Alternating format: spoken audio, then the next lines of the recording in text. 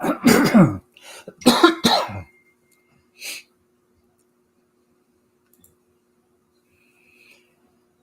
everyone. It's Cassandra Williamson. This is Midday Muster. Hope you can spend a little time with me today. Actually, I'm not going to stay on too terribly long. I do have to take my mom to the doctor, and I've got to help her, get ready and all that. So, how's everyone doing? So, I want to tell you about my day so far. Okay, a couple of things. First one is I go out. I make a little extra just by doing little DoorDash things because it's just fun to do, and it also gets me out of the house, gets me into the community. But anyway, so I go to McDonald's to pick up an order for this person, and first thing I notice is there's this big rollback red truck parked in a small space with the back of the truck out into the middle of the road. And I'm thinking, is that driver just dumb or ignorant, or what happened with this person? And I'm thinking, really, they really don't care that other people have to fight to get around them and struggle to get around them in the road. Have we come to that, folks? Here it is, and I'm in Eastern Kentucky, and I don't expect people to be buttholes, but they are. They are everywhere. I get it. I understand that. But I mean, it was just craziness, okay? That this big red truck that had Shea Towing on the door, SHEA Towing, from Marietta, Ohio. They were in South Williamson, Kentucky at the McDonald's, and the driver just was completely oblivious to the fact that he had blocked the road.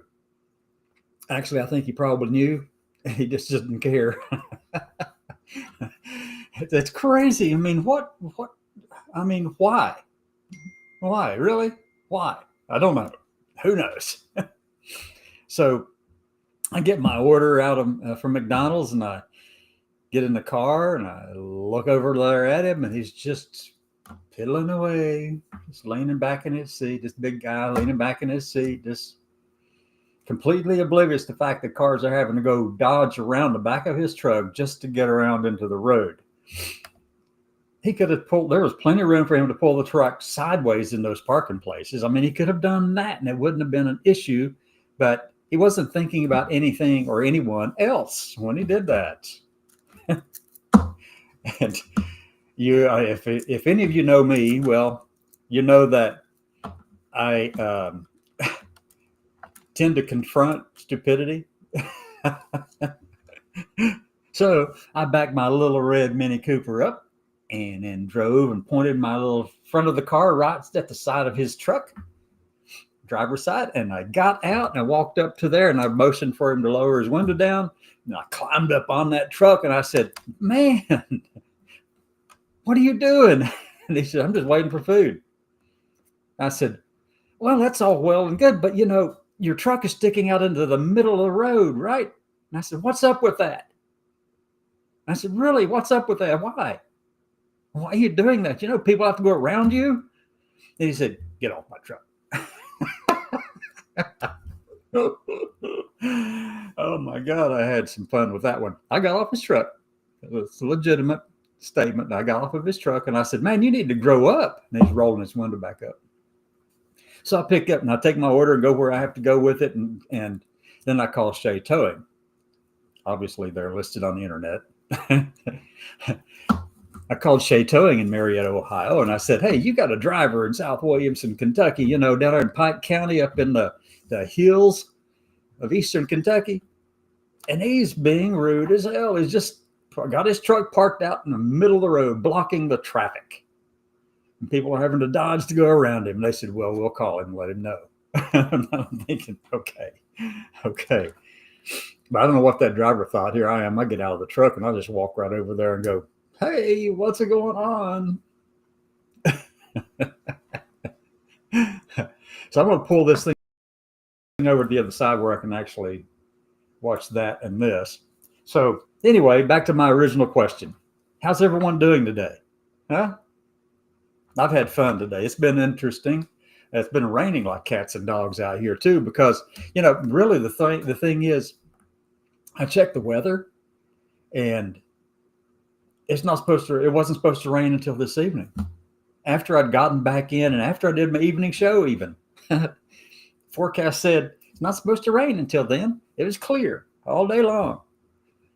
Well, it rained like crazy. And I have on a winter outfit. I was thinking, well, I'll go out and look at least halfway decent today, you know.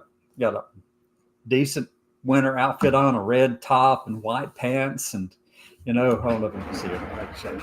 Maybe you can. Yeah, I got my red top on and my white pants on. I thought I was looking all right, and then I get mud on my pants. I'm gonna have to send them to the dry cleaner again. Shoot. Anyway, so I'm hoping that this thing catches on so that people begin to come in at different times. You can do it at different times and just, you know, join with me in the conversation.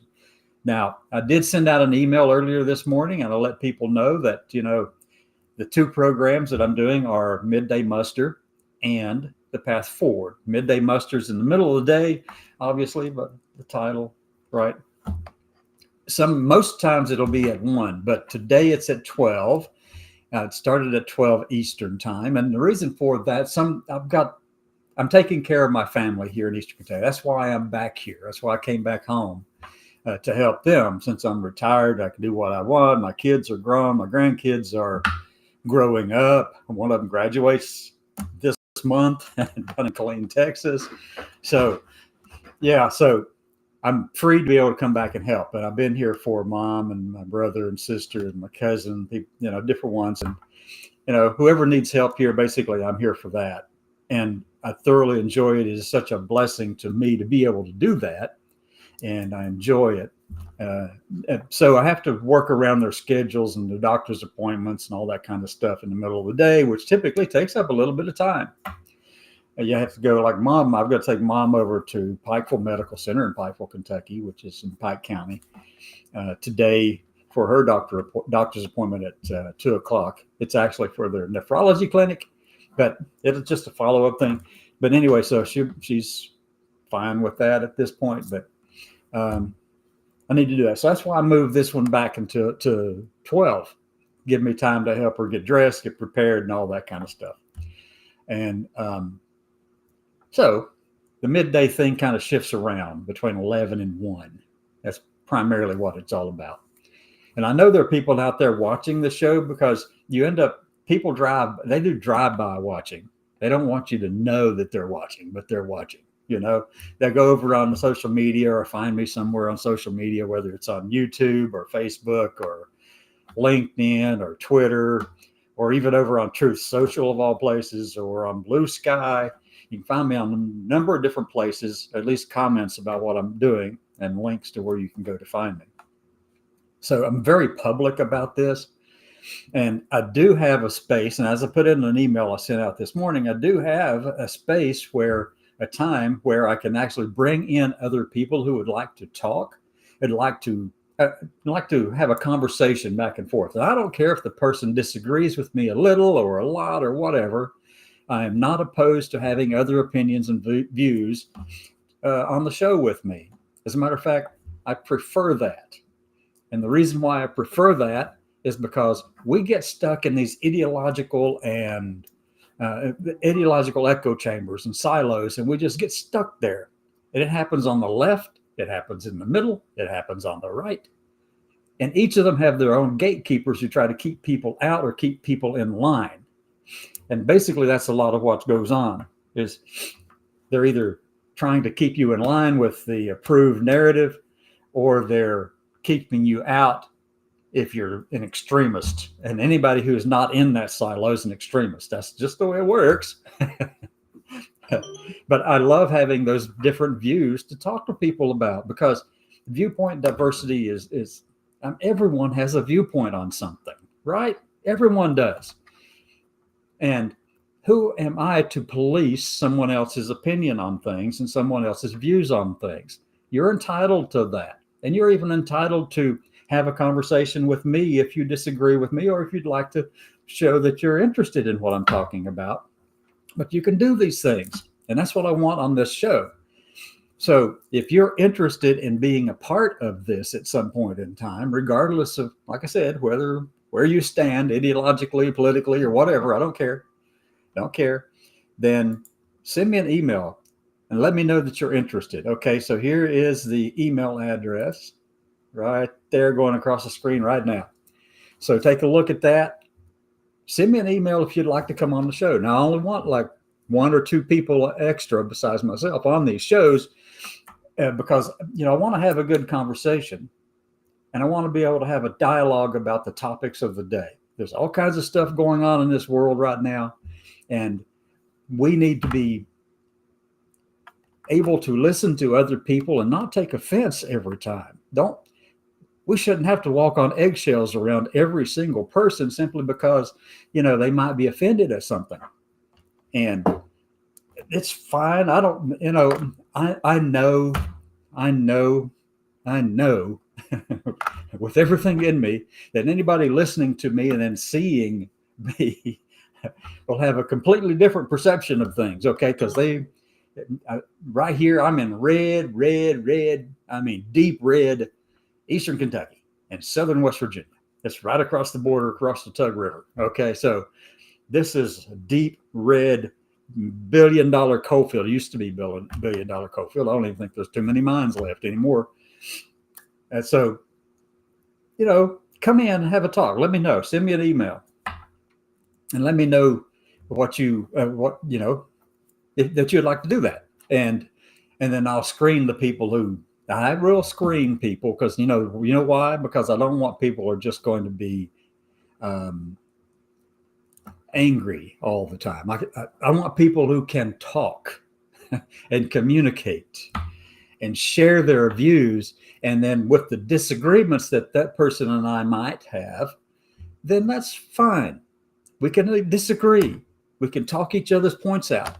But this show is Midday Muster, and I'd like to have other people coming in and just share their thoughts and let us know how they're doing. This is a check-in thing for our veterans.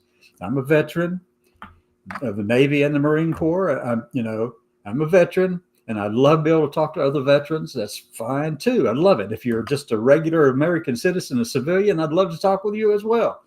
Or if you're a professional or someone at the VA, the Veterans Administration, whether it's the medical center, the headquarters, or wherever, I'd love to be able to talk to Secretary Doug Collins. I got a few questions for him.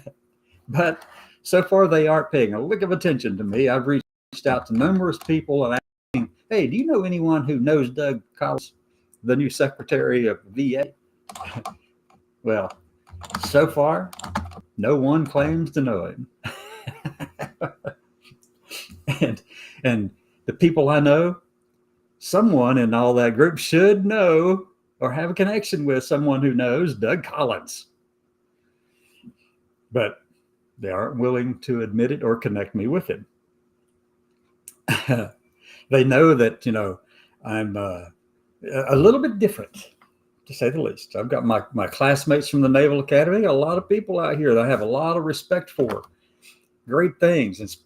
And reaching into what's going on within the VA is hugely important to me because the VA does take care of me. The Huntington, West Virginia VA, the Herschel Walker Williams VA, I believe it is. The Herschel Williams VA, not Walker. Mixed up another person there. But the Herschel Williams VA in Huntington, West Virginia, that's where I go. And they've been real good to me. All the VAs that I've used over the past almost 10 years now have been really good to me, and I'm very, very thankful for that. All right. So, and I've worked with a lot of good people in there, and I'd love to hear from anyone within the VA system who has the guts to talk to me. And that's the challenge, isn't it? Because right now, everyone is scared to death to say anything, to acknowledge anything, and anybody who's been doing anything at all with, LGBT healthcare or trans healthcare or anything like that inside VA, well, they're being really quiet, but I know they're protecting their jobs. I get that. That's ultimately the biggest thing they have to watch out for, protect themselves and their families. I get it. But you can come on anonymously if you want. You only have to show your face. But I want to hear what's going on around the country in different places. I told you the story about what I ran into this morning at the local McDonald's in South Williamson, Kentucky, here with that driver with Shay towing, right? Yeah, right. He was just being a butthole. That's all he was doing. But I mentioned earlier also that I had friends at the Naval Academy. I graduated from the Naval Academy, but the Naval Academy has been in the news today. And there was another story I saw this morning about the book bans at the Naval Academy. Now, for the life of me, I can't figure out exactly why Secretary Hegseth specifically targeted the Naval Academy. I know he got after the other ones, but he made a point of going after the Naval Academy. And it could be just arrogance on my part, but I know I'm a thorn in his side. And in other sides whom he knows, like Christopher Rufo and Matt Walsh and, Jesse Waters over on The Five, and Greg Gutfeld, all these people, and Will Kane, even, they know who I am, and they try their best to ignore me. but I don't know, but I know that the book ban that he did there's a massive program, there's a massive effort in Annapolis to push back against that book ban. There's a local store there, bookstore, who had received like $67,000 in donations to help them buy up books to be able to give to the Naval Academy midshipmen, books that were taken out. Now, some people are going to say that some of those books didn't need to be there. Who are you to decide that? Now, who are you to decide that? Who are you to decide that might not be something someone wants to read or study later? That might be something that gives someone another perspective that they didn't otherwise have, whether it applies to them directly or not. That's what makes great leaders, folks, is someone who can actually entertain other ideas, study it, look at it, review it, and then whether they agree with it, accept it or not, that's entirely a different thing. But you have to be able to study and look at things in a way that helps you see the world bigger. And if you're taking away books, even the books you don't like, then you're removing that possibility of influencing a future leader who may have read that book, whether the contents of the book apply to that person or not. They were able to look at the book, read it, and not take offense at it, and use it to, help them see the world better, to understand things better. That's what having a vast library means. That's what being a strategic leader actually means too, folks. You've got to be able to do that. You should have, if you are a leader, you should have a reading list, or at least an audio reading list, or something that you study all the time. And a lot of it you don't have to agree with any of it, but you should be able to at least entertain that knowledge and look at it critically. That's the problem, that whenever these silos, the things I was talking about earlier, whenever the silos are here, when we start talking about the silos, but what happens in those silos? Well, there are people who are the gatekeepers of the silos, of the echo chambers, who say this is acceptable and this is not acceptable.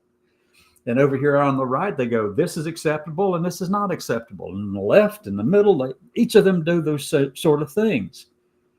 But if you want to have a real leader who can communicate across all of that and reach people and talk to people and understand them, you have to have knowledge. You've got to have access to knowledge. And when you're refusing that, you are diminishing the effectiveness of your leaders. And for Pete Hegseth to go around and take away these books out of the Naval Academy and out of West Point and Merchant Marine Academy, the Coast Guard Academy, all of these things, the Air Force Academy, for him to go in and do that shows me that he has no sense of what it takes to be a good strategic thinker and leader. None. These are books that he and Trump and others, and particularly the Heritage Foundation with Project 2025, they've decided that they don't want anybody to see those books. Just like they've decided that they don't want anybody to see people like me or transgender veterans or transgender military service people, active duty service people. Get them out of the way. I've got a video. Let me see if I can pull this video up here. This is going to be the last thing, and then I'll go. It's a 17-second video clip of Pete Hegseth. This thing is crazy, folks. Let me see if I can add a scene here really quickly. I'm going to add a video into this. Bum, bum, bum, bum. You don't have any videos. I know. I'm going to upload a video. It's a 17-second video. Okay. Give me 1 second. I should have done this earlier, but I kind of did a lot of this off the cuff. It kind of comes out as I'm talking, and the topic kind of just jumps out there in front of us. So give me a minute. But anyway, so this video clip of Pete Hegseth, I don't know exactly when or where. No more pronouns. Done. No more climate change obsession. No more pronouns. No more climate change obsession. No more emergency vaccine mandates. No more dudes in dresses. We're done with that shit.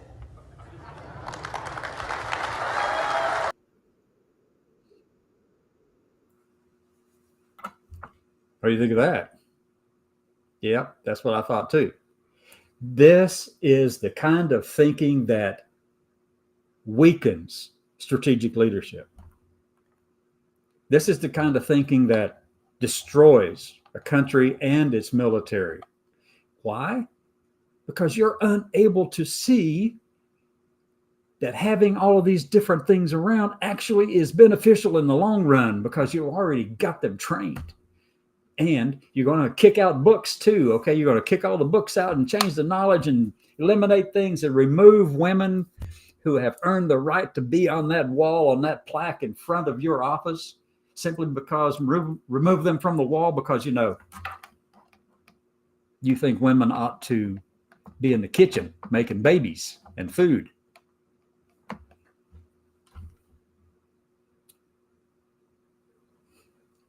But I'm going to say this before I close, okay? Before I close out. There is light at the end of the tunnel on all of this, okay? But here's the thing. See, all of this stuff comes and goes in cycles. There are smaller cycles in history. There are long cycles in history. There are really extremely long cycles in history. These things go up and down like that through the course of history. This kind of shifts that's taking place right now in America and in the world. This is that phase. It will pass. We will get through this. I just hope we still have something left to fight for and defend. With that, have a great day. I've got to get my mom ready for the doctor.